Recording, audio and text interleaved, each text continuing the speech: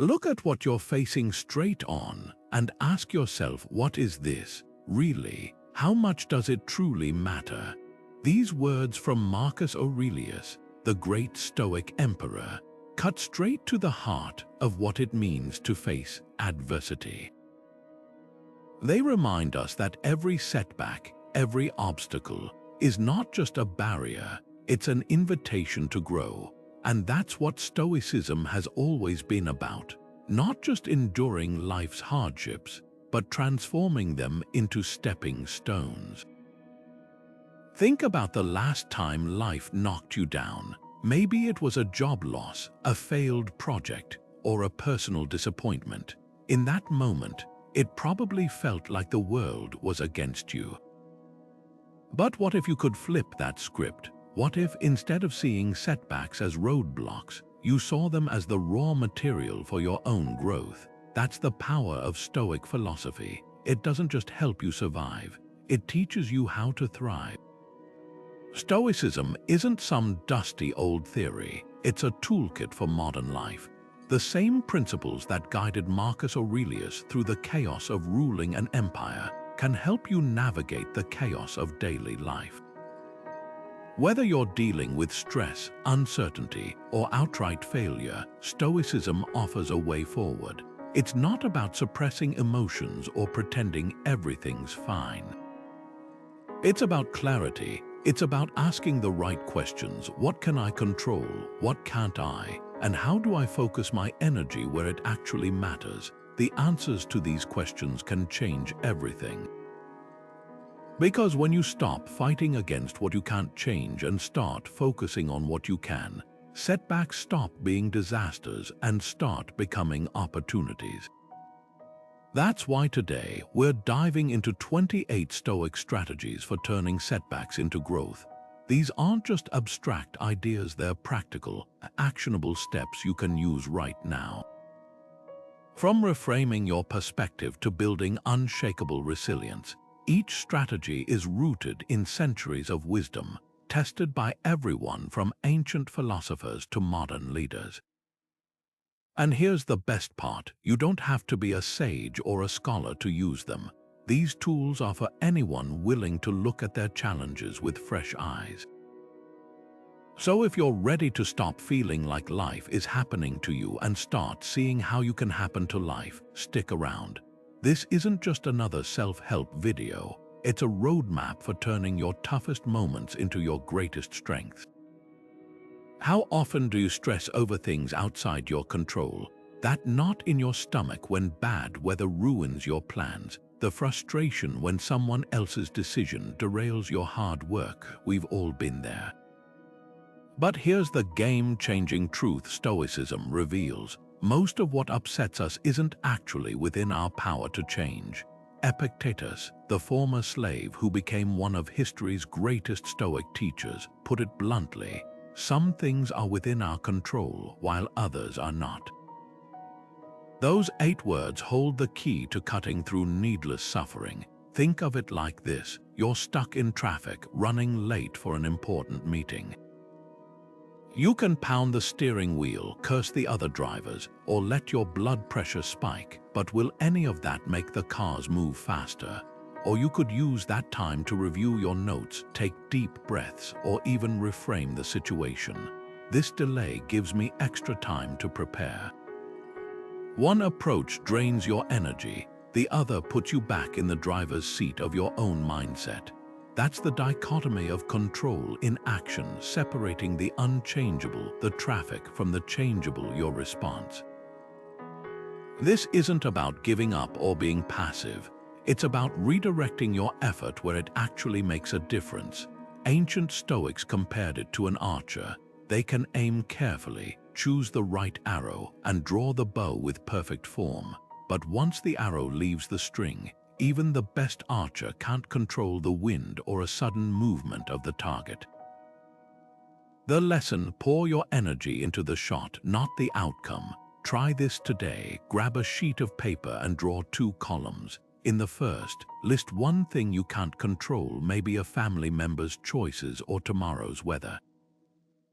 In the second, write one thing you can control, your preparation, your attitude, the effort you put into a project. That simple act shifts your focus from frustration to agency. Because when you stop fighting the unwinnable battles, you free up energy to win the ones that matter. What if your biggest setback was actually a gift? That's the radical question at the heart of Amor Fati, the Stoic practice of not just accepting fate, but loving it.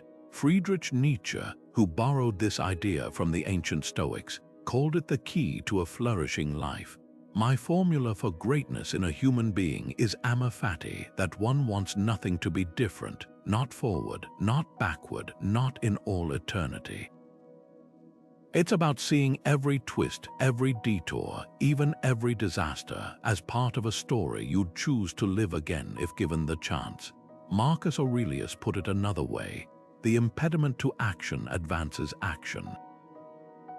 What stands in the way becomes the way. Think about that for a second. The very thing blocking your path isn't just an obstacle, it's the path itself. Imagine someone who loses their job unexpectedly. At first, it feels like a catastrophe: financial stress, bruised confidence, maybe even panic. But what if that forced pause became the push they needed to start the business they'd always dreamed of? Or to pivot into a field that truly aligns with their strengths? History's full of these turnarounds. J.K. Rowling's rejection letters led her to refine Harry Potter. Steve Jobs firing from Apple set the stage for his most creative years. The common thread: they didn't just endure their setbacks, they embraced them as catalysts. Here's how to practice this today. Take one recent challenge, a missed promotion, a failed project, even a broken relationship, and ask, how might this be serving me? Maybe that rejection saved you from a path that wasn't right. Maybe that failure taught you a lesson no success ever could. This isn't about toxic positivity or pretending pain doesn't hurt. It's about recognizing that growth often wears the disguise of adversity. Try writing a thank you letter to a setback, not because it felt good in the moment, but because of what it made possible. When you start seeing life's sharp edges as sculpting tools rather than weapons, everything changes. You stop resisting the current and start riding it, not where you thought you were going, but where you were meant to be all along. Stoics didn't hope for the best, they planned for the worst. This might sound pessimistic at first, but there's profound wisdom in what the ancients called Premeditatio Malorum, the premeditation of evils. Seneca, the Stoic philosopher and advisor to emperors, practiced this regularly.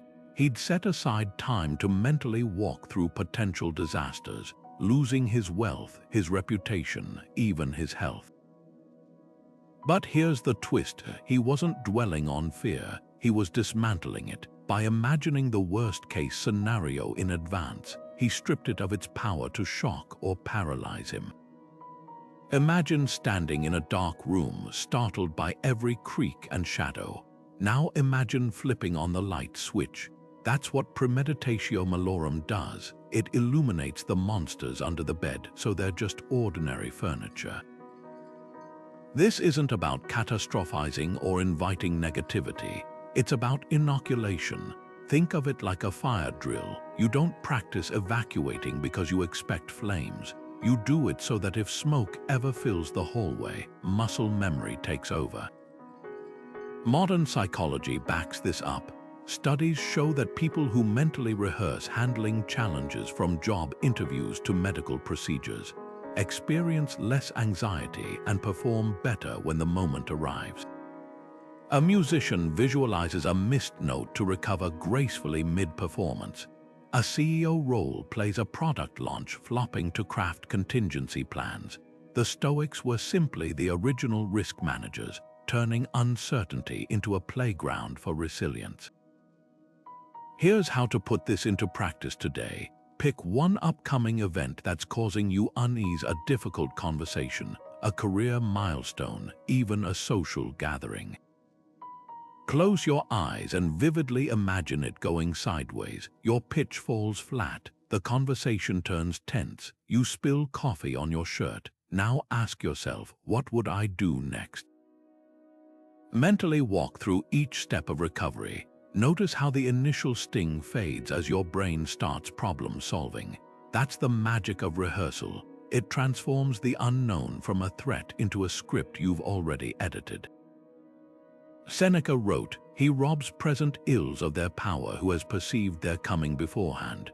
Try this reframe. Setbacks aren't surprises. They're exercises you've already warmed up for. When you stop fearing failure and start familiarizing yourself with it, you'll find something remarkable. Most of what we dread loses its fangs when we stare it down in advance. So what's one challenge you can start rehearsing today? Marcus Aurelius wrote to himself, "Why shouldn't you?"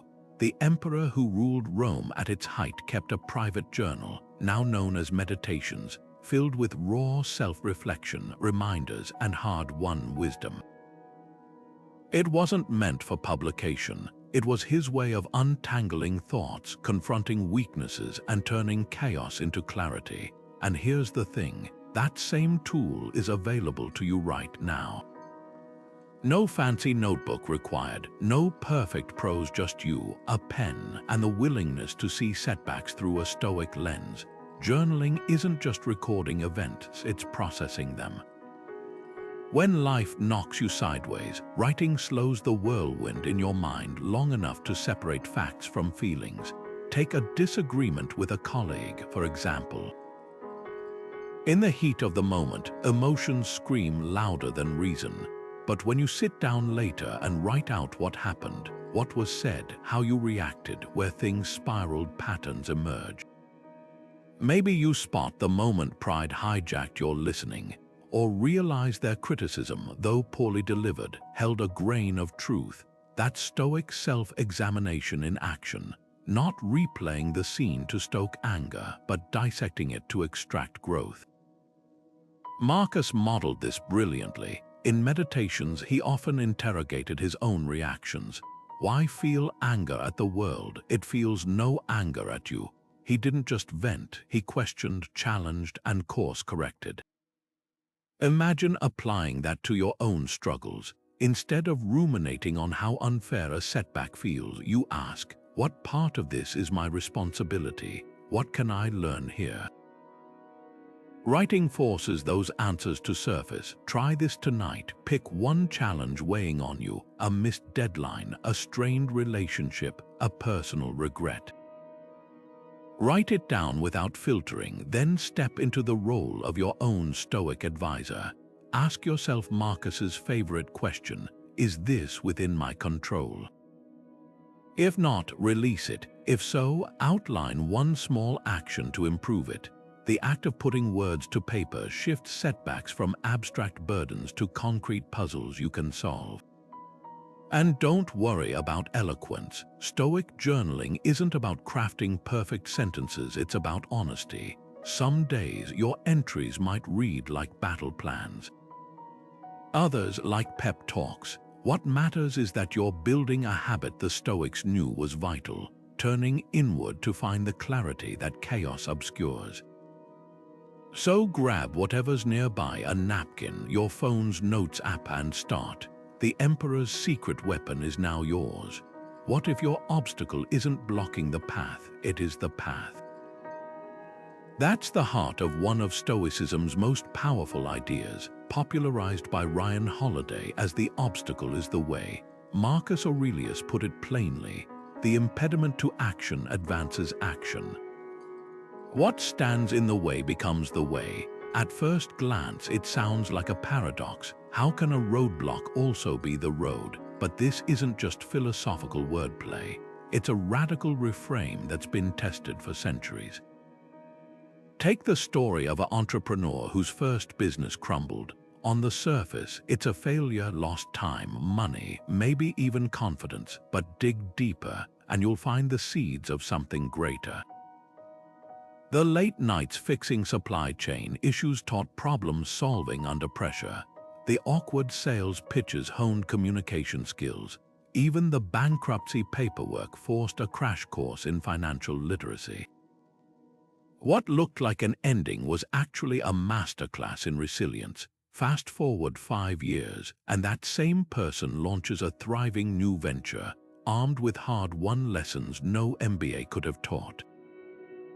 That's the obstacle becoming the way. This principle isn't just for big crises, it works in everyday friction too. Stuck in a job you dislike, the frustration can fuel your side hustle. Dealing with a difficult colleague, they're your unwitting teacher in patience and diplomacy. Even physical limitations can spark creativity. Consider the musician who loses hearing but composes symphonies in their mind, or the athlete whose injury leads them to coach others. The common thread: they didn't just overcome obstacles, they used them. Here's how to put this into practice today. Pick one current challenge, a tight budget, a stubborn project, a strained relationship, and ask, how could this exact situation be training me for something greater? Maybe that financial constraint is forcing smarter spending habits. Perhaps that creative block is pushing you to explore new techniques. The key is to stop asking, why is this happening to me? And start asking, what is this making possible? Marcus Aurelius wrote, "The blazing fire makes flames and brightness out of everything thrown into it." Your obstacles aren't exceptions to your journey, they're the raw material of it. So the next time you hit a wall, remember, you're not stuck, you're being sculpted. Why do Stoics seek out hardship? At first glance, it seems counterintuitive. Why would anyone willingly choose discomfort when modern life offers endless conveniences? But here's the paradox the Stoics uncovered. By occasionally stepping into hardship voluntarily, we build an immunity to it when it arrives uninvited. Epictetus, who endured the brutality of slavery before becoming a renowned philosopher, put it bluntly, "Difficulties show what men are. Therefore, when a difficulty befalls you, remember that God, like a physical trainer, has matched you with a tough young opponent." He wasn't glorifying suffering, he was revealing it as the forge where resilience is shaped. Think of it like a muscle. If you never challenge your body beyond its comfort zone, the first unexpected strain leaves you injured. But those who train, who deliberately push their limits, develop strength that serves them when life demands it. The ancient Stoics practiced this through ascetic exercises, sleeping on the floor, fasting, wearing thin cloaks in winter. These weren't acts of self-punishment, but drills for the soul. Fast forward to today, and you'll find Navy SEAL training in freezing water, entrepreneurs deliberately taking the harder route, or athletes training in altitude masks. The principle hasn't changed. Voluntary discomfort inoculates you against involuntary suffering. Here's how this plays out in everyday life. Something as simple as taking a cold shower, a practice embraced by everyone from ancient philosophers to modern biohackers, rewires your relationship with discomfort. That initial shock of icy water triggers the same primal resistance as any unexpected setback. But when you stay under the stream, breathing through the discomfort, you're not just building tolerance to cold, you're rehearsing how to face life's bigger chills with calm determination. The beauty of this practice is its scalability. You don't need to sleep on stone like Seneca to reap the benefits. It could mean turning off notifications for an hour to sit with boredom, walking instead of driving when it's inconvenient, or having that tough conversation you've been avoiding. The goal isn't to make life harder, but to prove to yourself that you're harder than life's inconveniences. So ask yourself, what small discomfort can you invite today? Maybe it's skipping the snooze button when every fiber begs for more sleep, or choosing the salad when the burger calls louder. Each time you choose the harder right over the easier wrong, you're depositing resilience into your psychological bank account. And when real hardship comes, as it inevitably will, you'll draw on that reserve with interest, because here's the secret the Stoics knew: comfort is overrated. True confidence comes not from avoiding storms, but from knowing you've weathered worse. What if you had 1 year left to live? That jarring question isn't meant to scare you, it's meant to wake you. The Stoics called this practice Memento Mori, the deliberate remembrance of death, not as morbid fixation, but as the ultimate clarifying lens. Seneca put it bluntly, "You act like mortals in all that you fear, and like immortals in all that you desire." We delay dreams for someday. We tolerate mediocrity for comfort. We waste hours on what won't matter in a week, let alone a lifetime. But when you truly internalize that your time is finite, not in some abstract way, but viscerally, like sand slipping through your fingers, everything shifts. Consider someone who gets a terminal diagnosis. Suddenly, trivial arguments lose their weight, petty grudges dissolve. The courage to have that tough conversation, to quit the draining job, to finally write that book. It all surfaces not because they've changed, but because the illusion of endless tomorrows has shattered. The Stoics argued we don't need a diagnosis to access that clarity. By regularly confronting mortality, we strip away the distractions and see what's left, the people, pursuits, and principles that truly deserve our limited days.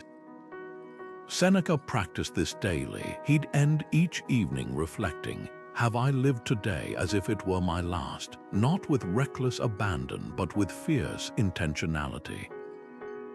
Imagine applying that standard to your own life. Would you have spent 3 hours scrolling? Would you have bitten your tongue about something that mattered? Mortality isn't just a limit, it's an editor cutting the fluff from your story. Here's how to bring this into your life without waiting for a crisis. Once a week, set a timer for 5 minutes and write down 3 things you'd stop doing and 3 you'd start if you knew your time was short. The first list reveals your tolerations, the second, your buried priorities. Then take one action from that second list within 24 hours, not someday. Now, because here's the secret the Stoics knew, we're all terminal. The only difference is whether we let that truth paralyze us or propel us. So ask yourself, what's one thing you'd do today if you truly believed it might be your last chance? The answer isn't morbid, it's your compass. What if you lost everything tomorrow? The very thought sends a chill down most spines. Yet this unsettling question lies at the heart of one of Stoicism's most transformative practices, negative visualization. Seneca, the philosopher who counseled emperors, wasn't being morbid when he advised. He robs present ills of their power who has perceived their coming beforehand. He was revealing a counterintuitive truth. By mentally rehearsing loss, we don't invite fear, we disarm it. Picture standing at your front door, imagining it's been foreclosed. The walls bare, the room's silent. For a moment, that pang of emptiness grips you. Then you blink and reality rushes back. The couch where your dog sleeps, the photos on the fridge, the familiar hum of your life. Suddenly, the ordinary feels extraordinary. That's the alchemy of this practice. Loss, when imagined vividly enough, becomes a lens that reveals hidden abundance. Consider how we treat precious heirlooms, handling them with care, admiring their details, feeling their weight with reverence. Now imagine applying that same attention to the people and routines you interact with daily. The partner whose laugh you've stopped noticing, the morning coffee ritual that's become automatic, even the reliable Wi-Fi signal you only curse when it's gone. Negative visualization isn't about dwelling on doom, it's about breaking through the numbness of habit. The Stoics called this Premeditatio Malorum, not to fear the future, but to fully inhabit the present. Here's how to put this into practice tonight. Before bed, take 3 minutes to mentally lose one blessing: your health, your home, your closest relationship. Don't rush the discomfort. Sit with the visceral details, the hollow ache of an empty bed, the frustration of stairs you can no longer climb, the silence where conversation used to flow. Then open your eyes. Notice how your chest loosens, how your fingers instinctively reach for your phone to text someone you love, how the ceiling you've complained about for years suddenly feels like shelter. That shift from absence back to presence is where gratitude stops being a platitude and starts being a pulse. Seneca wrote, "We suffer more in imagination than in reality." By voluntarily visiting that suffering in our minds, we accomplish two things. We inoculate ourselves against the shock of real loss, and we uncover the joy that was there all along. So ask yourself today, what ordinary gift are you overlooking? The answer might just rewrite your entire day. Your thoughts are not facts. How Stoics detach. Imagine standing on a riverbank watching leaves float by. Some are beautiful, some unsettling, but none demand your action. That's the essence of cognitive distancing, a Stoic practice so powerful that modern psychologists now recognize it as a cornerstone of mental resilience. Epictetus, the philosopher who transformed his enslavement into wisdom, put it plainly: men are disturbed not by things, but by the views which they take of them. In other words, it's not the event that shapes your experience, it's the story you attach to it. Think of the last time you spiraled into worry. Maybe a friend didn't text back and your mind raced. "They're upset with me. I said something wrong." But what if you could observe those thoughts like passing weather patterns, noticing them without getting drenched? That's cognitive distancing in action. The Stoics called this prosouch attention to the space between stimulus and response. When frustration flares in traffic, instead of thinking this is unbearable, you simply note, "I'm having the thought that this is unbearable."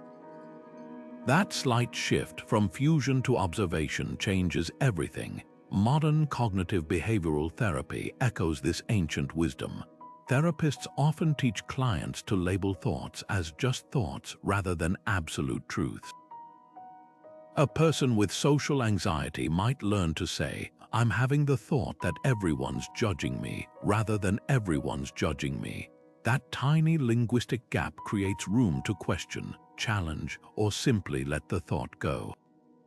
The Stoics were doing this 2,000 years before psychology textbooks existed.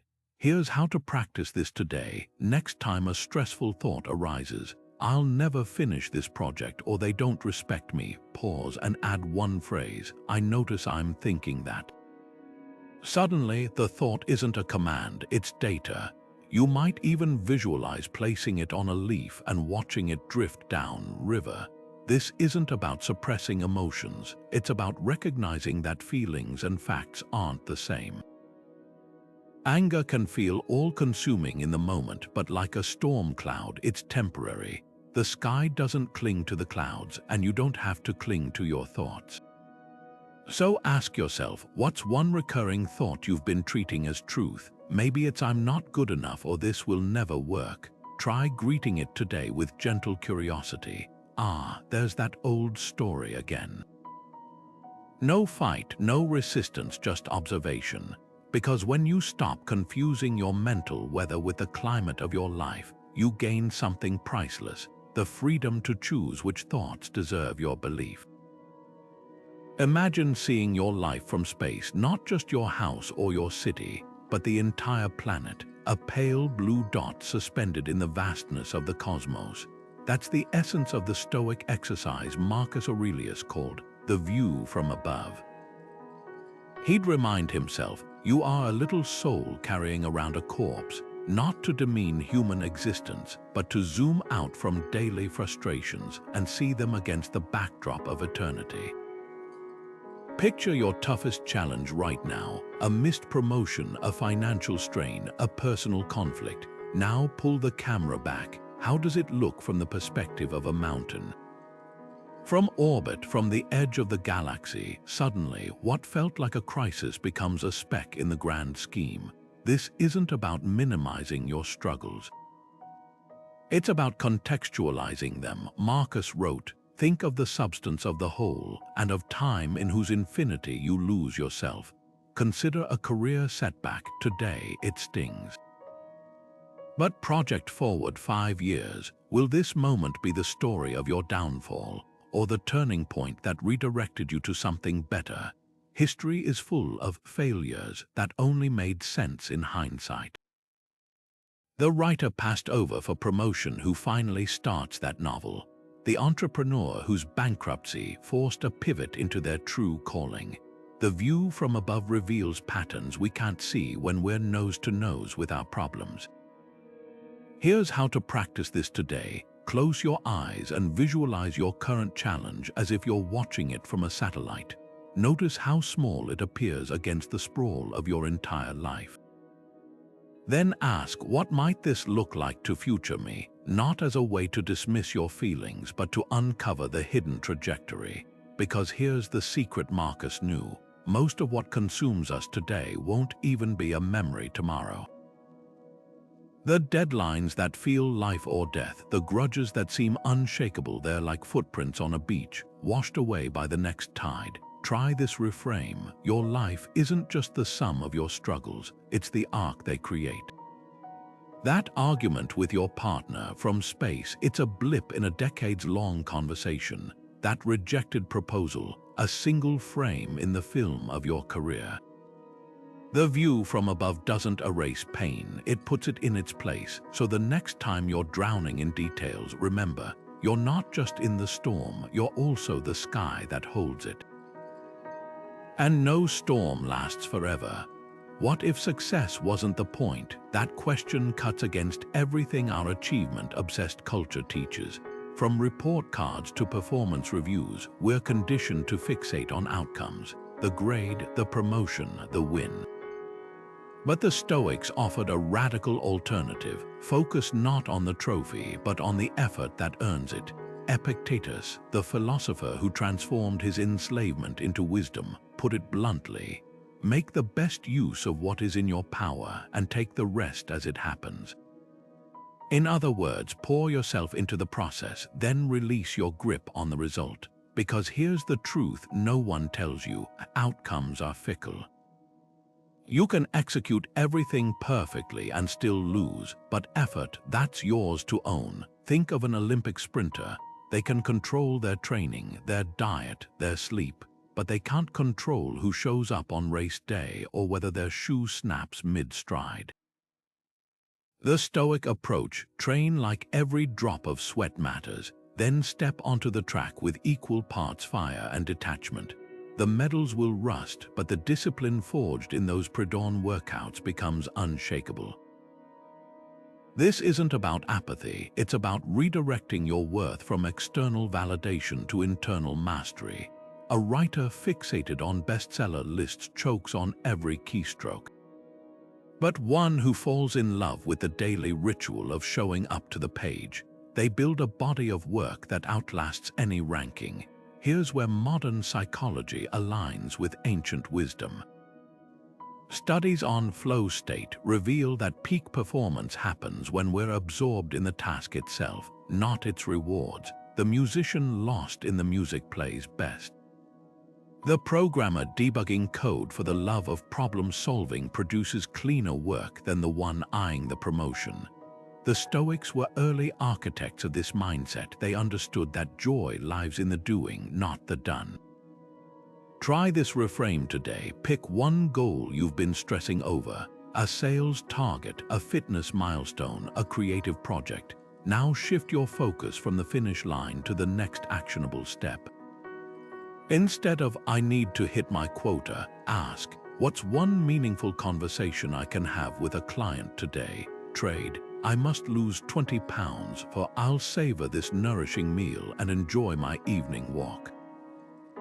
The paradox, when you stop measuring your worth by outcomes, you often achieve better results. Because now you're playing the long game, building habits that compound, skills that endure, and a mindset that thrives regardless of applause. Epictetus wrote, no great thing is created suddenly. Not a vineyard, not a sculpture, not a life well lived. So ask yourself, what process can you fall in love with today? Not for what it might bring, but for what it makes of you in the doing. The medals will tarnish, the rankings will fade, but the person you become through daily devotion. That's the real reward. Your struggle is part of something bigger. This simple yet profound truth lies at the heart of Sympathy, the Stoic concept of universal interdependence. Marcus Aurelius captured it perfectly when he wrote, "What harms the hive harms the bee." At first glance, it might seem like poetic metaphor, but dig deeper, and you'll find a radical way of reframing setbacks. Your personal challenges aren't isolated events. They're threads in a vast tapestry connecting you to everyone else navigating their own storms. Think of a time you faced a setback, maybe a job loss, a health scare, or a personal failure. In the moment, it likely felt intensely personal, like the universe had singled you out. But zoom out and you'll notice something remarkable. You're never the only one.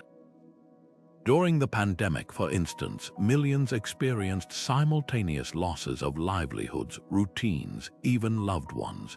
Yet in that shared struggle, something unexpected emerged: collective resilience. Neighbors checked on each other, strangers rallied behind healthcare workers, and people worldwide rediscovered what truly matters. The Stoics would nod in recognition. Hardship, when seen through the lens of Sympathy, stops being just your burden. It becomes a bridge to others. This mindset shift isn't about downplaying pain. It's about finding meaning in it. Consider a farmer whose crops fail due to drought. Alone, it's a devastating blow. But when he learns farmers across the region face the same challenge, something changes. Shared struggle sparks collaboration, knowledge is pooled, new techniques are tested, and communities adapt together. The Stoics saw this pattern everywhere.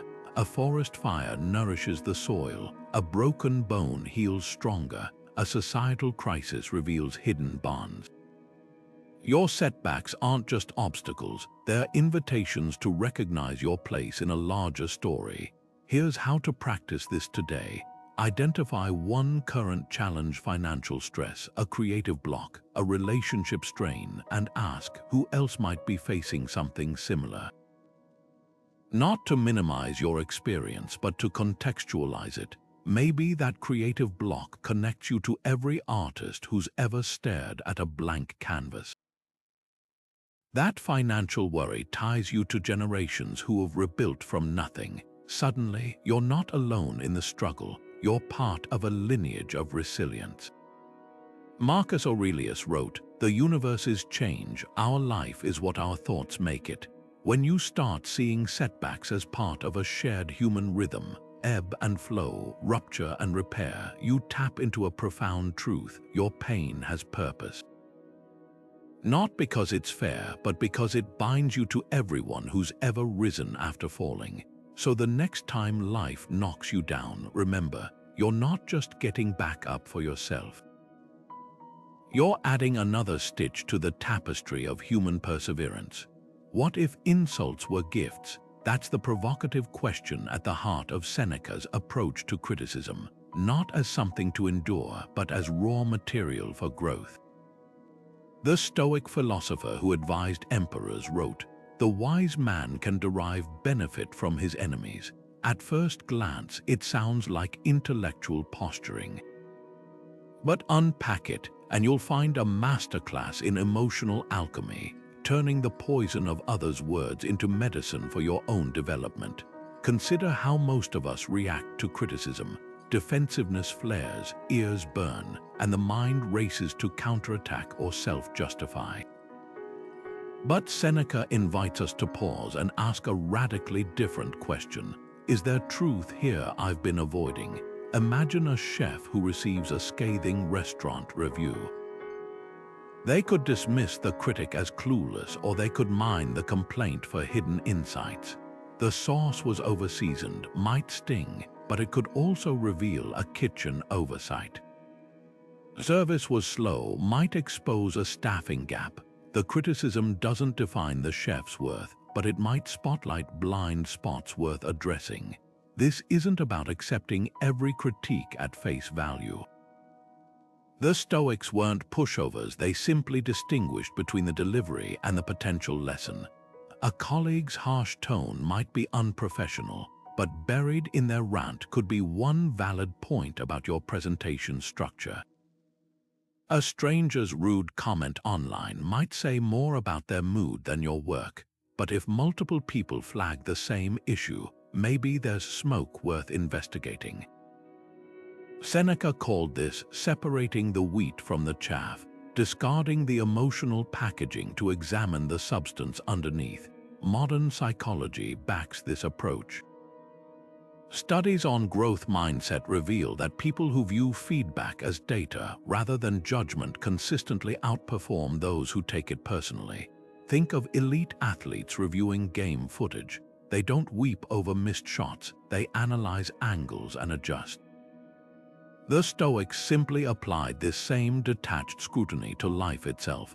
Here's how to practice this today. Pick one piece of criticism you've received recently, from a boss, a friend, even an internet troll.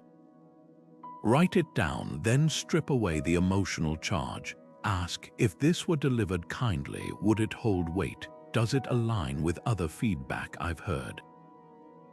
What's one small change I could test based on this? You might discard 90% of the comment, but that remaining 10% could be the catalyst for your next breakthrough. Seneca wrote, "No tree becomes rooted and sturdy unless many winds assault it." The gales that feel like they're trying to knock you down might actually be strengthening your roots. So the next time criticism lands, breathe, then get curious. That insult might just be a gift in disguise if you're willing to unwrap it. Stoics trained to not care, here's why. At first glance, that might sound like a recipe for detachment or even coldness, but dig deeper and you'll uncover one of Stoicism's most misunderstood yet transformative practices: indifference. Not the shrug your shoulders kind of indifference, but the intentional act of redirecting your attention away from what doesn't serve your growth. Epictetus, the philosopher who turned adversity into wisdom, put it plainly: it's not things that disturb us, but our judgments about things. In other words, a delayed flight isn't inherently bad. It's your belief that it's ruining your day that fuels the frustration. This selective focus isn't about ignoring reality. It's about reclaiming your power to choose where your energy goes. Imagine standing in that airport terminal, watching the departure board flash, delayed. You could spiral into anger, rehearsing how this throws off your entire schedule. Or you could recognize the truth. The delay is outside your control, but your reaction isn't. That's Stoic indifference in action, not pretending you're unfazed, but consciously deciding not to let externals hijack your peace. Consider how we treat weather complaints. No one shouts at clouds for raining, yet will fume over traffic caused by that same rain. The Stoics would ask, what's the difference? Both are natural phenomena beyond your command. The practice of indifference trains you to meet all externals, from rude comments to cancelled plans, with the same calm you'd show a thunderstorm. Not because they don't matter, but because your energy matters more. Here's how to apply this today. Pick one external you typically react to: a coworker's tone, a slow internet connection, even a sports team's loss. For the next 24 hours, treat it like weather. Notice the urge to complain or resist, then consciously redirect that energy inward. Ask, what can I control here? Maybe it's using the delay to read or the awkward silence to practice patience. The goal isn't to erase emotion, it's to prove to yourself that you're bigger than your circumstances. Epictetus wrote, "Happiness and freedom begin with understanding this principle. Some things are within our control, and some things are not." Indifference isn't a shield against life, it's the compass that keeps you steady when life tries to blow you off course. So the next time an external rattles you, remember, the storm isn't the problem. It's whether you choose to dance in the rain or drown in it. What if losing something made you richer? That's the paradox at the heart of Stoic minimalism, a philosophy that turns conventional wisdom upside down. Seneca, the Stoic thinker who lived in the lap of Roman luxury, wrote, "It is not the man who has too little, but the man who craves more that is poor." 2,000 years later, his words cut through the noise of our cluttered lives with startling relevance, because here's the truth we've forgotten: subtraction isn't deprivation. It's liberation. Think about the weight of an overstuffed closet. Every unworn shirt, every pair of shoes that pinches, becomes a tiny anchor dragging on your mental space. Now imagine opening that same closet to find only what you truly love and use: the jacket that fits just right, the boots that have weathered 100 adventures. That lightness isn't just physical, it's psychological. Modern decluttering gurus like Marie Kondo tap into this same insight Seneca offered centuries ago. When you remove the excess, you don't just clear shelves, you clear headspace. The ancient Stoics called this ascesis, the disciplined practice of wanting less to live more. Consider the tech executive who traded a penthouse for a tiny home. At first, friends called it radical, but what looked like sacrifice revealed itself as strategy. No more weekends spent maintaining unused rooms, no more anxiety over property taxes, no more keeping up with neighbors' renovations. His downgrade freed up time, money, and energy to invest in what actually mattered: his family, his health, his creative projects. Seneca would nod in recognition. Wealth consists not in having great possessions, but in having few wants. This principle scales far beyond material goods. Every no to a draining social obligation is a yes to restorative solitude. Every deleted app that hijacks your attention reclaims hours for deep work or play. Even emotional clutter, grudges you've nursed, expectations you've outgrown, can be released like ballast from a hot air balloon. The art of subtraction isn't about loss, it's about making room for what deserves to rise. So here's your challenge today. Walk through your home or your schedule or your relationships and ask of each item, does this serve the life I want to live? Not with guilt, but with curiosity. That stack of unread books gathering dust, maybe there's someone else's treasure waiting at the library. That weekly meeting that's become pure routine. Perhaps it's time to politely bow out. The Stoics knew what modern science confirms. Every unnecessary thing you remove doesn't leave emptiness, it creates space for meaning to expand. Because true abundance isn't measured by what you accumulate, but by what you courageously let go. How you start your day changes everything. Marcus Aurelius knew this better than most. The emperor who ruled one of history's greatest empires began each morning not with scrolls of state affairs, but with a simple question: what challenge will today bring and how will I meet it? This wasn't pessimism, it was preparation. Like a general surveying the battlefield at dawn, he mapped his mindset before the chaos of the day could ambush him. Modern science confirms what the Stoics practiced. The first hour after waking sets the tone for the next 16. Your morning ritual isn't just routine, it's the foundation of your resilience. Consider the CEO who carves out 20 minutes before sunrise, not for emails, not for news, but for reflection. She sits with a journal, anticipating friction points, the tough board meeting, the delayed shipment, the competitor's move. But here's the twist: she doesn't just worry about them, she scripts her responses. If the client pushes back, I'll listen first. If the deal falls through, I'll pivot to plan B. This is Stoic morning prep in action, rehearsing challenges not to dread them but to disarm them. Marcus called it premeditation, stepping onto life's stage already knowing your lines. The power lies in specificity. Vague resolutions like "I'll stay calm today" shatter under pressure. But when you visualize exact scenarios, your toddler's tantrum at breakfast, your coworker's passive-aggressive comment, you're not caught off guard. You've already breathed through that moment in your mind. It's why Navy SEAL train for hostage scenarios that may never happen, and why Olympians mentally rehearse every stumble. The Stoics simply applied this same principle to daily life. Prepare for the mud, and you'll never be stuck. Here's how to steal this ritual today. Tonight, as you turn out the light, choose one Stoic principle to anchor tomorrow. Maybe it's focus only on what you control when traffic snarls, or practice Amor Fati when plans change. Then, tomorrow morning, spend 5 minutes vividly imagining how you'll live it.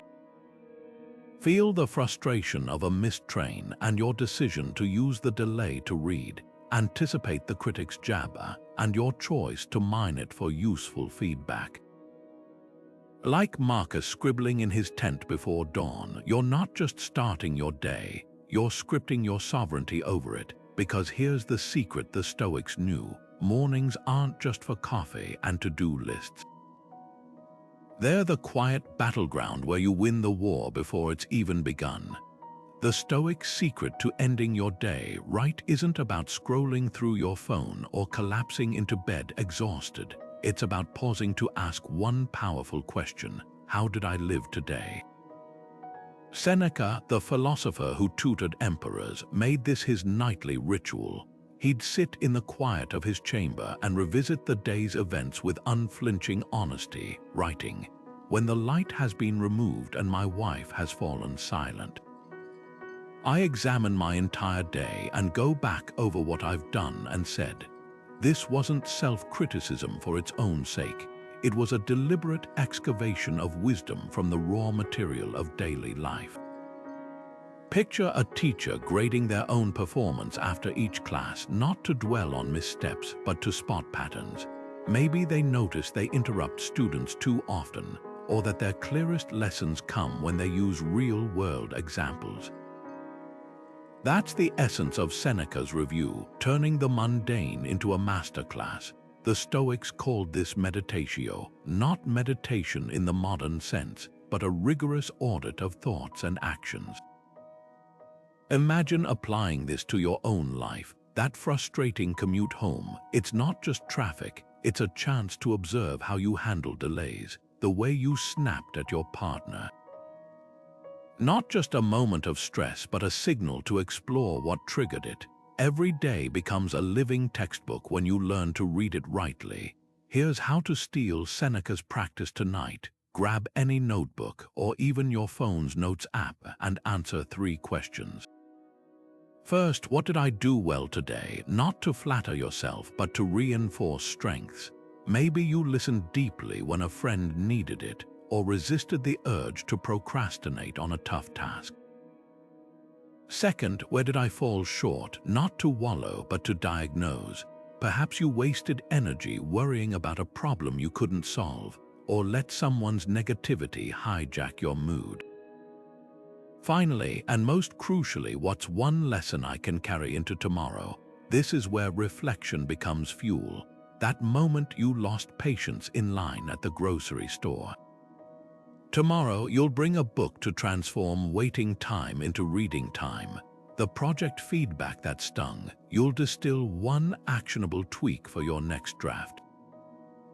The magic of this ritual lies in its simplicity. You're not writing a memoir, you're mining your day for gold. Seneca put it best: the wise man improves himself by the faults of others, and the very foolish by their own.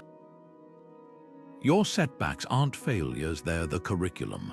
So tonight, before you let the day slip away, ask yourself, if today were a teacher, what would it want me to remember? The answer might just reshape tomorrow.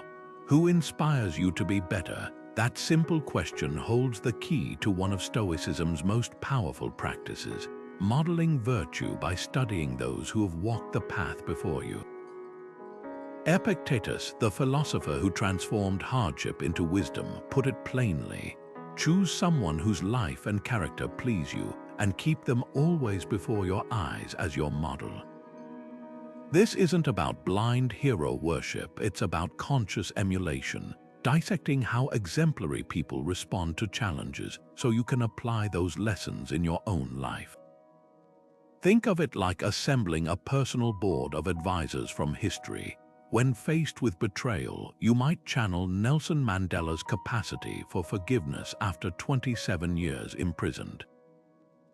When overwhelmed by responsibility, you could recall Marcus Aurelius ruling Rome while scribbling philosophical reflections in his tent at night. Even fictional characters Count Atticus Finch's calm integrity in To Kill a Mockingbird or Andy Dufresne's patient persistence in The Shawshank Redemption can become psychological blueprints. The Stoics called this prosoph attentiveness to the best versions of humanity, not to copy them outright, but to distill their essence into your own actions. Consider the story of James Stockdale, the Navy pilot shot down over Vietnam. For 7 years as a POW, he endured torture and isolation by mentally channeling Epictetus, another man who turned enslavement into enlightenment. Stockdale later wrote, "I never lost the idea that I was the student and Epictetus the teacher. That's the power of modeling. It gives you an inner compass when external guidance fails." You don't need to wonder how to be courageous. You already know how your chosen exemplar would act. This practice works just as powerfully for everyday struggles. A parent losing patience might ask, how would Mr. Rogers handle this tantrum? An entrepreneur facing rejection could reflect on how opera turned early career setbacks into fuel. The key is specificity. Don't just admire someone's success, study their process. How did they frame setbacks? What routines kept them grounded? Which principles guided their toughest decisions? Here's how to start today. Pick one person, historical, contemporary, or even someone in your circle whose resilience resonates with you. Then identify one trait you want to cultivate. Perhaps Maya Angelou's poetic grace under pressure, or your grandfather's quiet perseverance through hardship. Next time you face a challenge, pause and ask, what would they do right now? Not as a rigid script, but as a North Star. Over time, these borrowed strengths become your own. Epictetus reminded us, if you wish to improve, be content to appear clueless in some matters. Modeling virtue begins with humble acknowledgement. Someone else has already charted the path through struggles like yours. Your job isn't to reinvent the wheel, but to follow the tracks left by those who have traveled this road before. So tell me, whose footsteps will guide you through your next storm? Nothing lasts. How Stoics use this truth. That simple, unsettling fact lies at the heart of one of Stoicism's most liberating yet challenging practices, contemplating impermanence. Marcus Aurelius wrote, "Time is a river of passing events, and strong is its current." At first glance, it might sound bleak, a reminder that everything we love will eventually slip through our fingers. But the Stoics flipped this truth into fuel. By staring directly at life's fleeting nature, they didn't fall into despair, they found urgency. If nothing lasts, then every moment becomes precious. Every opportunity unwasted, every delay a theft from your limited days. Consider how we treat expiration dates on perishable goods, that gallon of milk in your fridge. You don't ignore the date stamped on the carton, you drink it before it sours. Now imagine applying that same awareness to your own time.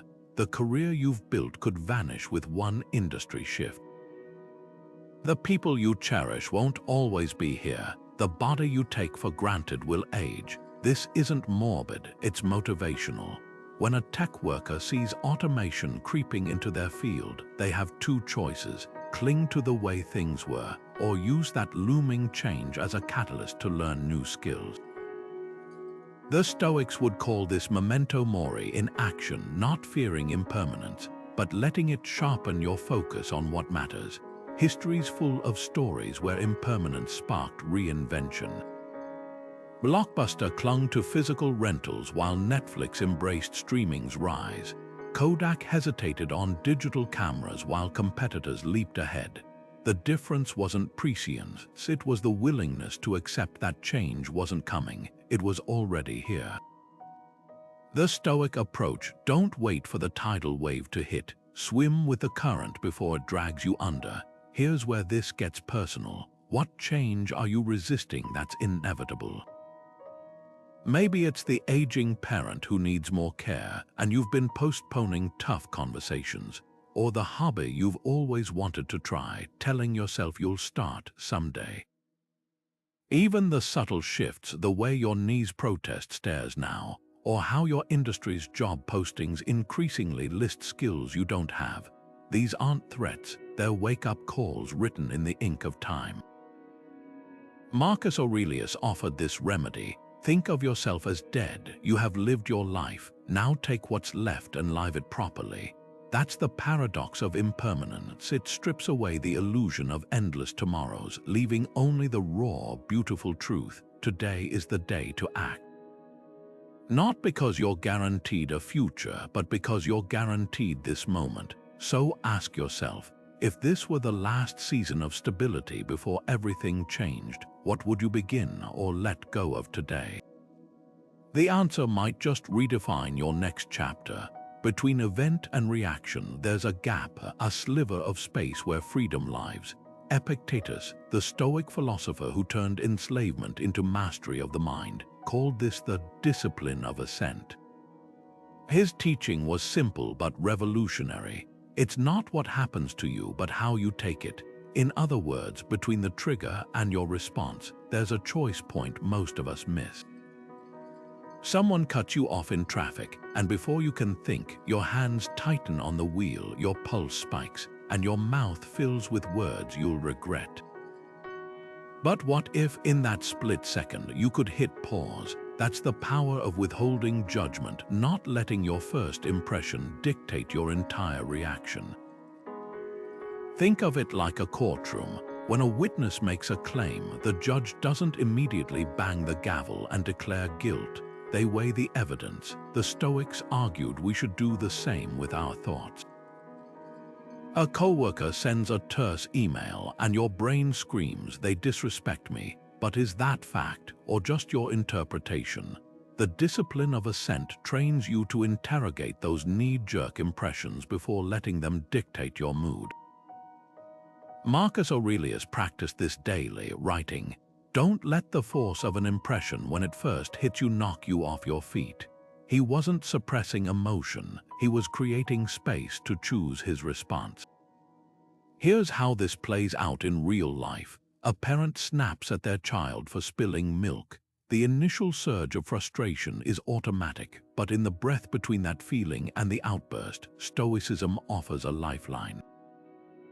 Counting to 10 isn't just cliché advice, it's a neurological reset. Research shows that even a 6-second pause can dampen the amygdala's fight or flight response, giving your prefrontal cortex time to weigh in. Ancient wisdom meets modern science. That tiny gap is where your power lies. Try this today. Pick one routine trigger, a slow-moving line, a critical comment, a technology glitch, and experiment with inserting a pause. Before reacting, ask, is this thought true? Is it helpful? You might find that half your frustrations dissolve when you stop mistaking impressions for facts. Epictetus put it bluntly, men are disturbed not by things but by the views they take of them.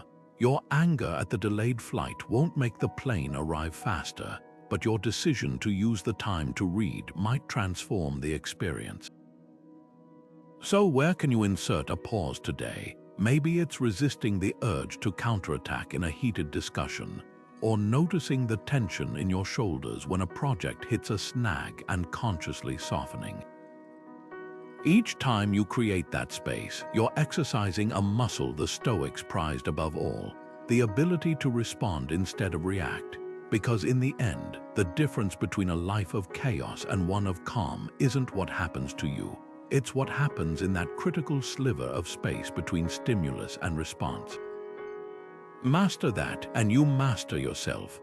What if you wanted less, not more? That counterintuitive question lies at the heart of Stoicism's discipline of desire, a practice that doesn't teach suppression but radical realignment. Epictetus, the philosopher who turned adversity into wisdom, put it bluntly: freedom isn't secured by filling up on what you lack, but by stripping away what's superfluous. At its core, this isn't about denying what you want. It's about interrogating why you want it, because here's the truth most of us miss: unchecked desires aren't just cravings, they're chains. Consider two musicians preparing for the same concert. One craves the roar of applause, the validation of a standing ovation. The other focuses solely on playing each note with precision and heart. Both might perform brilliantly, but here's the difference. The first is at the mercy of the crowd's reaction, while the second owns their satisfaction regardless of outcome. That's the Stoic realignment in action, shifting desire from external rewards, which you can't control, to internal excellence, which you can. Epictetus called this cleaving virtue to want, tying your happiness not to fleeting outcomes, but to the integrity of your effort. Modern psychology echoes this ancient insight. Studies on intrinsic motivation reveal that people who pursue activities for their own sake, the joy of learning, the flow of creation, outperform those fixated on gold stars or rankings. A student studying to master material retains more than one cramming for a grade. An artist painting for self-expression innovates more boldly than one chasing trends. The Stoics were early architects of this mindset. When you desire the right things, growth over glory, effort over accolades, you immunize yourself against disappointment. Here's where this gets practical. Think of a desire currently driving you. Maybe it's longing for a promotion or wishing a relationship were different. Now apply the Stoic sieve. Is this within my control? You can't force your boss to promote you, but you can master new skills to deserve it. You can't dictate someone else's feelings, but you can choose to communicate with honesty and kindness. The moment you tether your wants to your own actions rather than external outcomes, something remarkable happens. You stop being a hostage to circumstances and start becoming the author of your contentment. Try this today. Pick one desire that's been weighing on you, perhaps yearning for a quieter life while stuck in a noisy city, or wishing others recognized your contributions more. Then ask, how can I reinterpret this want to align with what I control? Maybe the city's chaos becomes training for maintaining inner calm. Maybe unrecognized work is an opportunity to practice integrity without applause. The goal isn't to extinguish desire, but to redirect it toward the only thing that's ever truly yours, your character. Epictetus wrote, "No man is free who is not master of himself." And mastery begins here, not in getting what you want, but in wanting what sets you free. So tell me, what desire will you recalibrate today? Not to shrink your life, but to expand your sovereignty over it. How often do you act on autopilot, reacting instead of responding? That's the question at the heart of the Stoic discipline of action, a practice Marcus Aurelius called the art of living.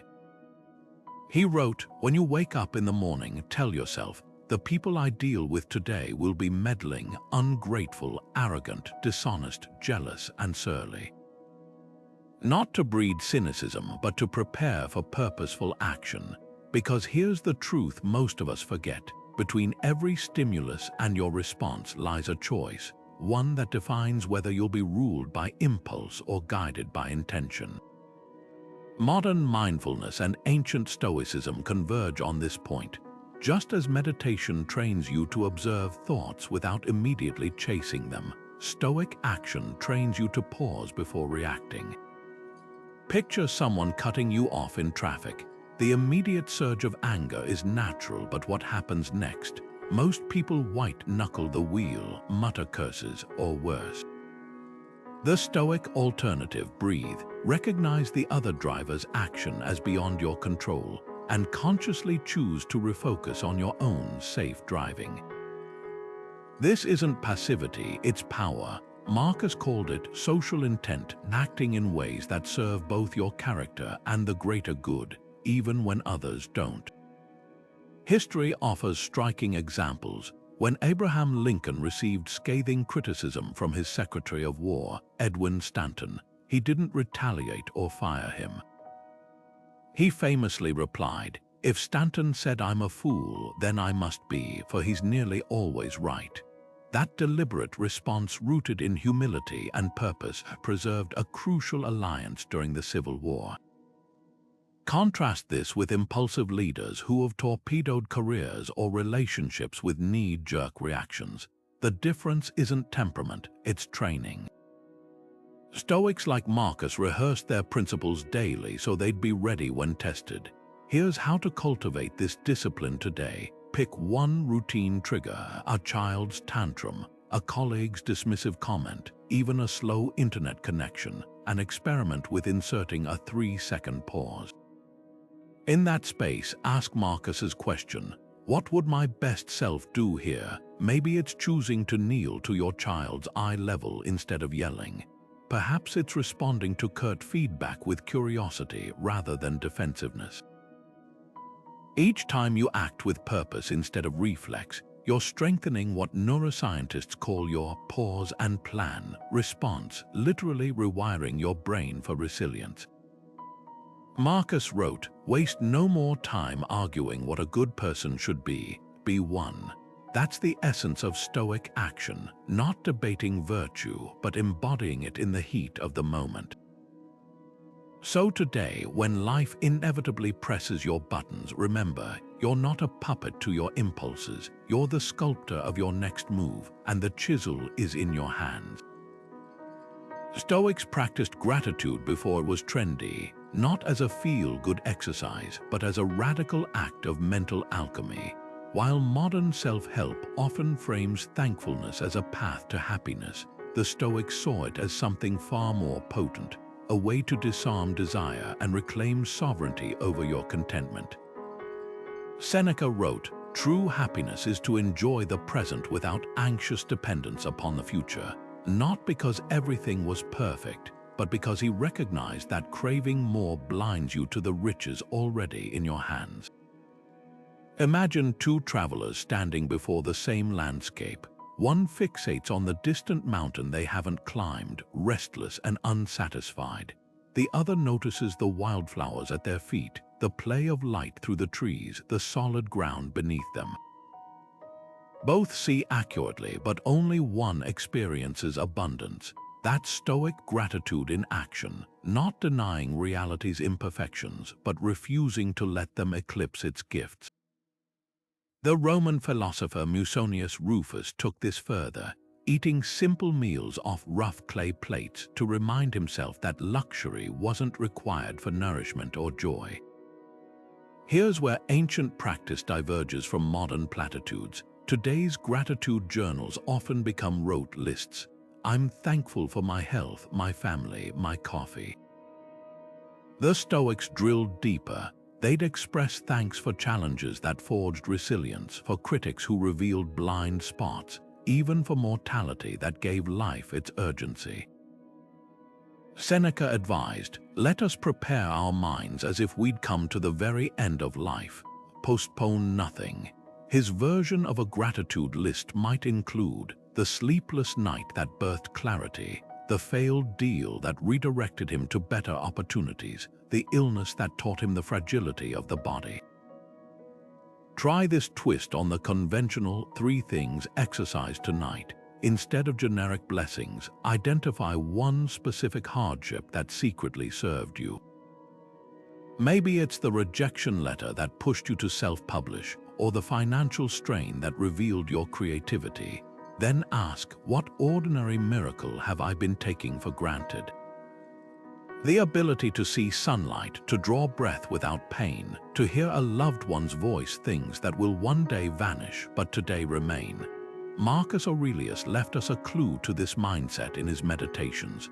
When you arise in the morning, think of what a precious privilege it is to be alive, to breathe, to think, to enjoy, to love. Notice he didn't wait for extraordinary wealth or achievement. The raw fact of existence was gift enough. So here's your challenge before sleep tonight. Find one overlooked detail. The way your pillow cradles your head, the hum of a working refrigerator, the fact that you possess the luxury of safety in this moment, and let it anchor you in what's here, not what's missing. Because gratitude isn't just counting blessings, it's realizing most of what matters was never on your wish list to begin with. Why Stoics add fine print to their goals isn't about doubting themselves, it's about respecting reality. Seneca, the philosopher who navigated the unpredictable tides of imperial Rome, had a habit of tagging all his plans with two Latin words, si Deus volurit, if God wills. This wasn't superstition, it was psychological armor. Modern Stoics call it the reserve clause, the deliberate practice of adding an invisible asterisk to every ambition, every expectation, every "I will" with the quiet caveat fate permitting. Because here's the truth we often ignore: you can do everything right and still have life laugh at your blueprints. The flight gets cancelled, the client backs out. The test results aren't what you hoped. The reserve clause doesn't weaken resolve. It strengthens resilience by acknowledging the one variable no amount of effort can eliminate the unpredictability of existence. Picture two entrepreneurs launching startups. The first declares, "This will make me a millionaire by year's end." The second says, "I'll pour everything into this, fate permitting." The first ties their self-worth to an outcome they can't fully control. The second commits fully to the work while leaving room for life's curveballs. When the market shifts unexpectedly, which mindset survives the turbulence? Seneca saw this clearly. You must match your plans against life's unpredictability. The reserve clause isn't defeatism, it's the art of holding ambition in one hand and humility in the other. This plays out in everyday scenarios too. Consider a parent who vows, "My child will get into Harvard," versus one who says, "We'll support their growth and learning, fate permitting."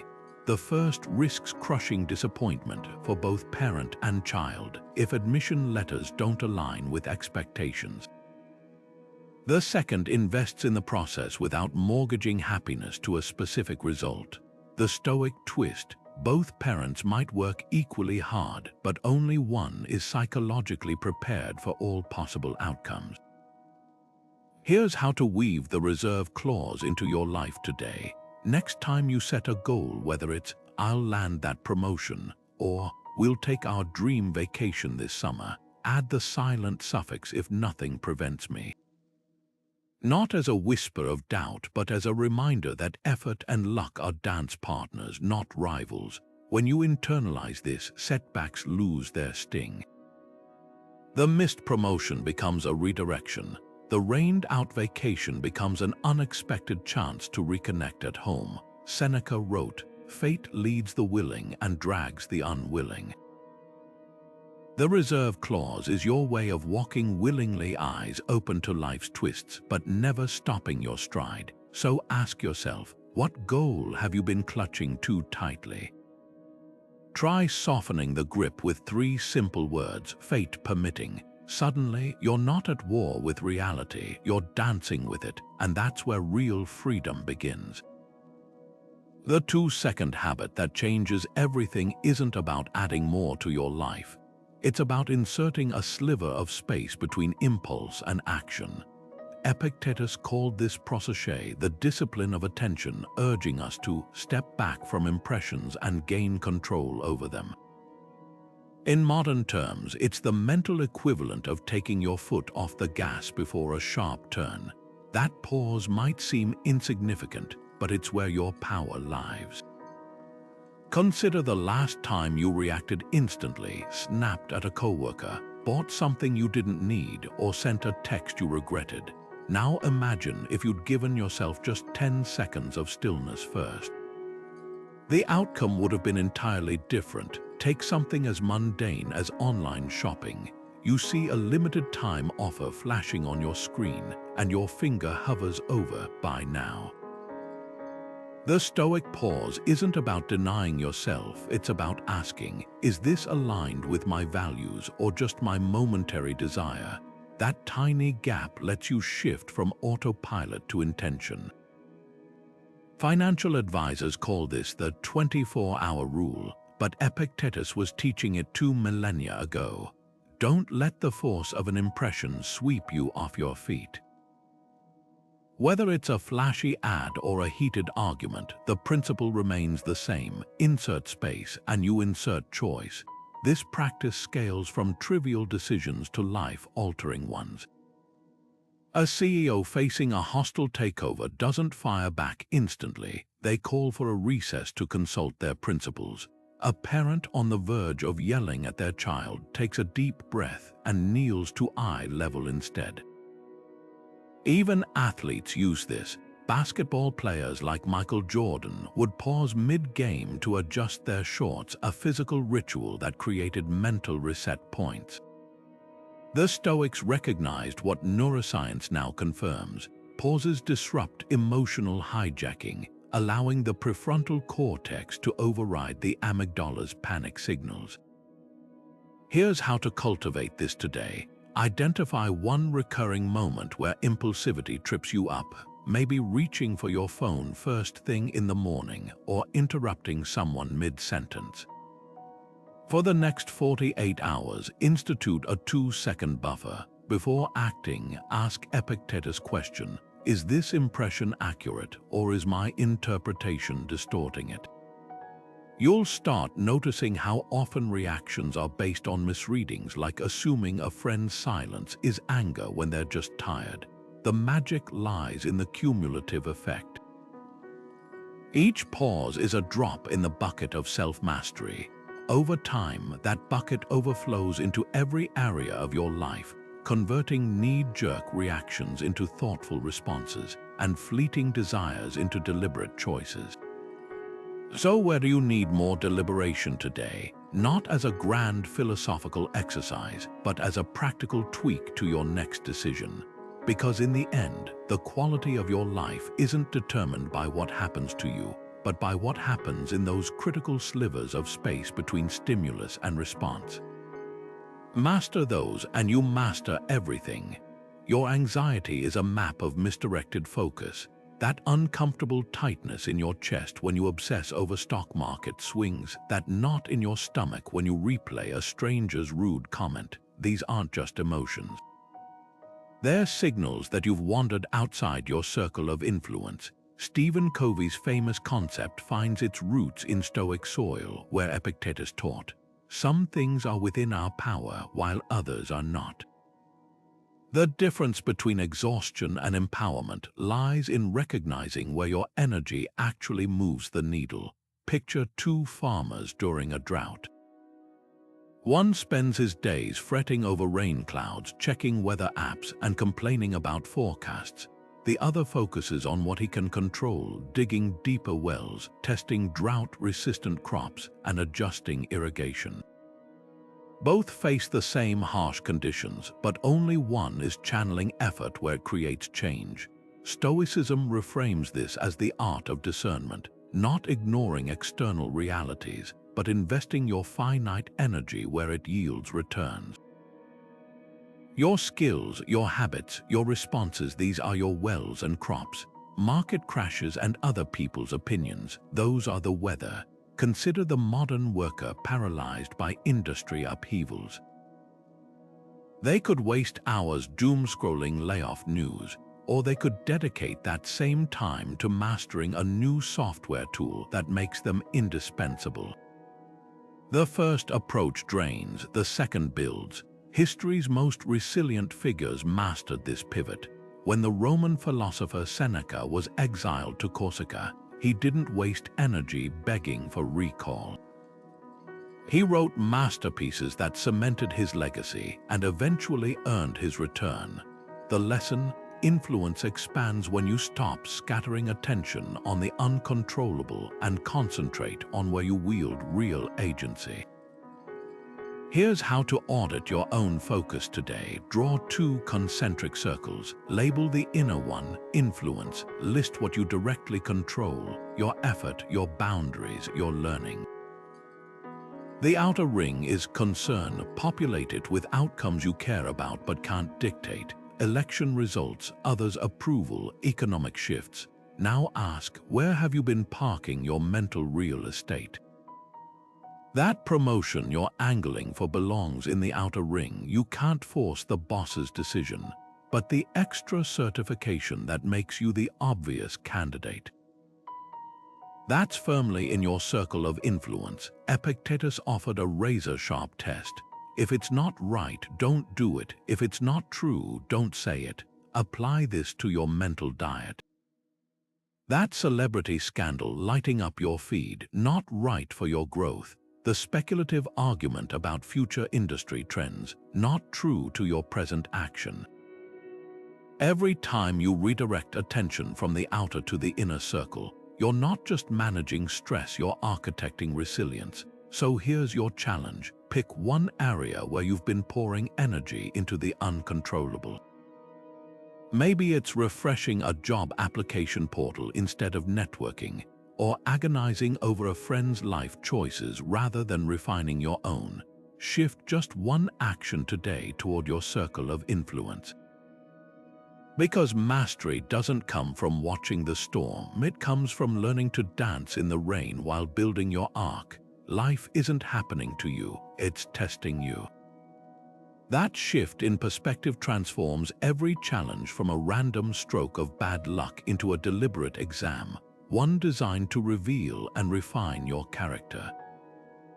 Marcus Aurelius captured this perfectly when he wrote, "The obstacle is the way." He wasn't just encouraging resilience, he was pointing to a profound truth. The things that block your path aren't distractions from growth, they're the very curriculum. Imagine a student who views every pop quiz as a personal attack. They'd spend their days frustrated and defensive, but the student who sees tests as opportunities to measure their progress. They're the ones who improve. Stoicism asks us to approach life with that same mindset, not as victims of circumstance, but as students in the world's most rigorous classroom. Consider a salesperson facing a difficult client. The easy reaction is frustration. Why are they being so unreasonable? But the Stoic reframe turns that friction into a training drill. Every objection becomes a chance to hone communication skills. Each rejection is practice in emotional regulation. Even the most draining interactions are reps in the gym of patience. History's most resilient figures operated this way.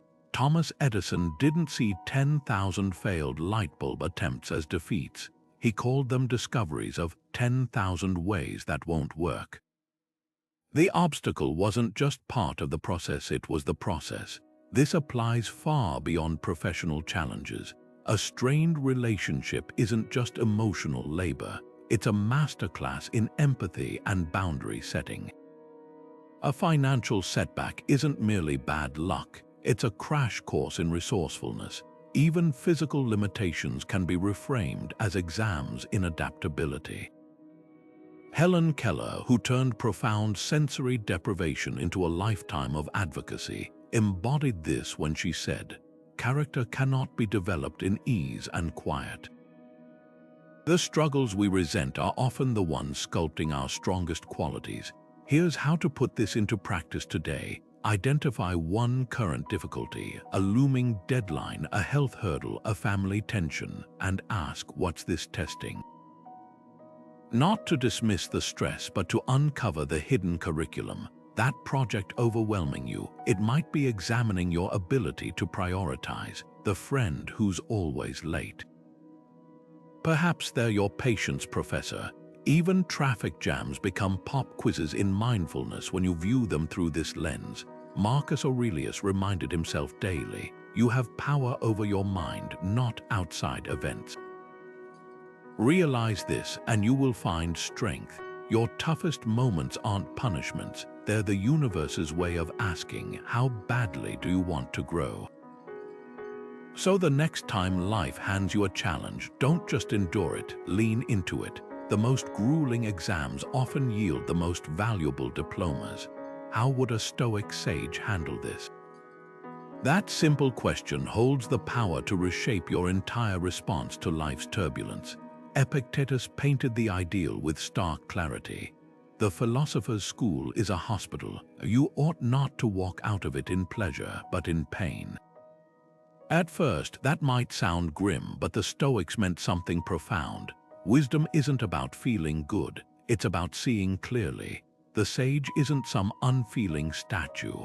They're someone who's learned to separate the raw event from the story they tell about it. Picture two people receiving the same medical diagnosis. One spirals into panic, imagining worst-case scenarios.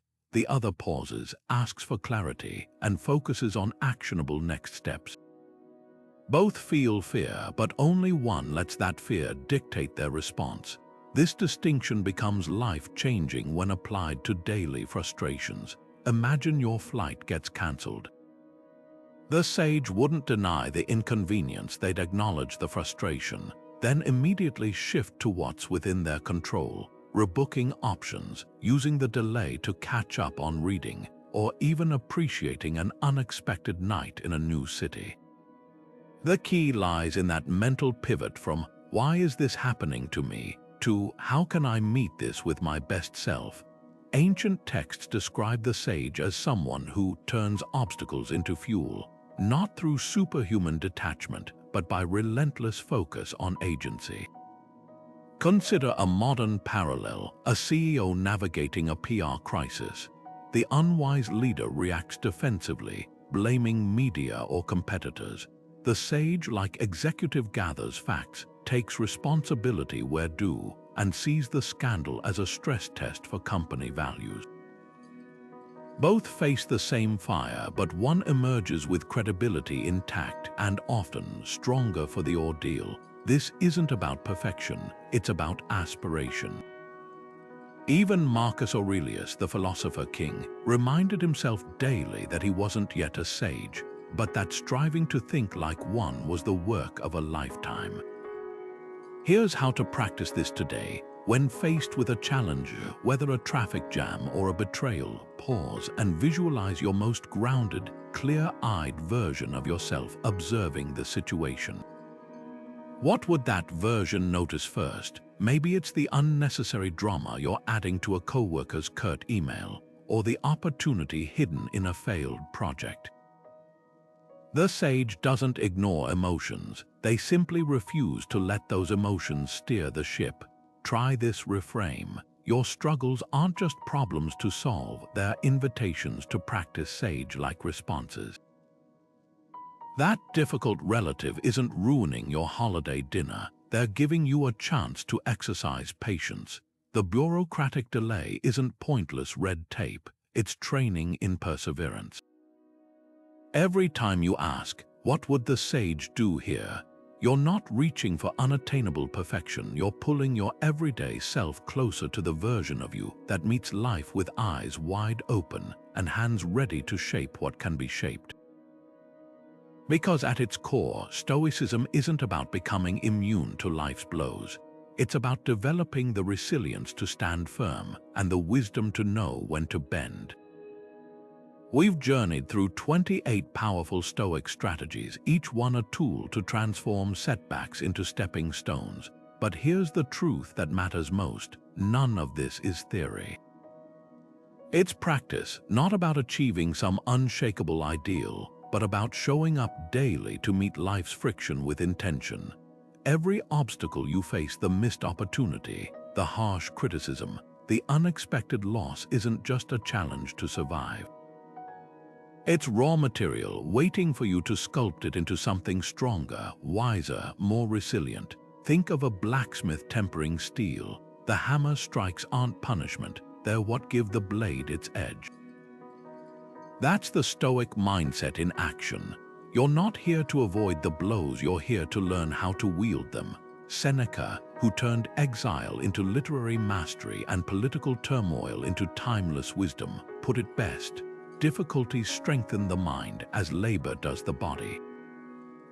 Every setback you reframe, every impulse you pause, every discomfort you lean into, these aren't just exercises. They're how you forge a life of unshakable inner strength. But let's be real, this isn't about mastering all 28 strategies at once. That's the beauty of Stoicism. It meets you where you are. Maybe today you start with just one. Perhaps it's the 2-second pause before reacting to a provocation, or the nightly reflection where you mine your day for hidden lessons. It could be as simple as asking, is this within my control? When stress starts to spiral, progress doesn't demand perfection, just consistent practice. So here's your challenge. Pick one strategy from this video, the one that resonates most or feels most urgent, and commit to applying it this week. Not as a test, but as an experiment. Notice how it shifts your perspective, alters your reactions, or softens your struggles. And when you stumble, good. That's not failure, it's data. Even Marcus Aurelius, the philosopher king, reminded himself daily that growth is a work in progress. As Seneca reminds us, a gem cannot be polished without friction, nor a man perfected without trials. Your obstacles aren't roadblocks, they're the very things sculpting your character. So take what you've learned here and put it to work.